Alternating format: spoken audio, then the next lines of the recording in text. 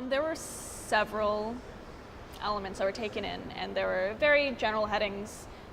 that the bids were separated by, as outlined by the request for proposal. The ones that I remember particularly, because those were the ones that we spent a lot of time talking about, were food quality and food selection. Sustainability was a big one, and use of space as well. So not only the cafeteria spaces that are being given to that the food provider on campus is allowed to have the cafeterias, but also the kiosks on both downtown and Loyola campuses. So that's all fine and good, but what at least I found going through the process was how general some of these were, and how, especially when we're talking about use of space, and especially when we're talking about food selection and sustainability, that these are things that take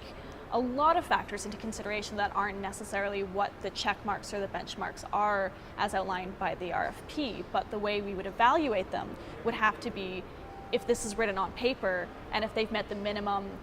what they've said they'll do in the bid, or if they met the minimum in what they say they'll do in the presentation, then they meet that minimum, then they get the pass.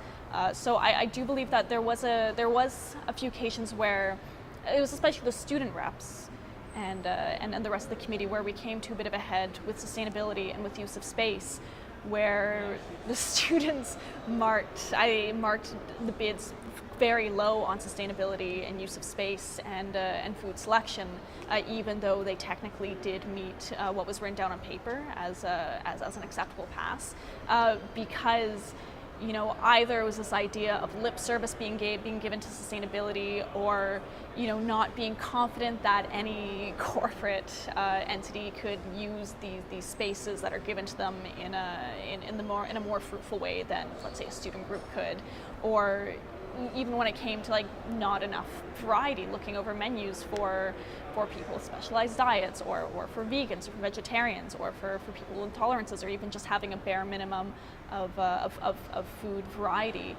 for those, even if a base minimum is being met in terms of there's this many number of items that are vegan, but how much variety are you having in that? Is this actually something that someone could comfortably live on for a year if they have this? So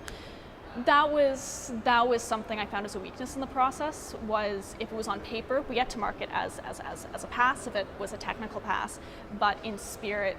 there's a lot of questions raised that aren't necessarily captured by the black and white, this was fulfilled.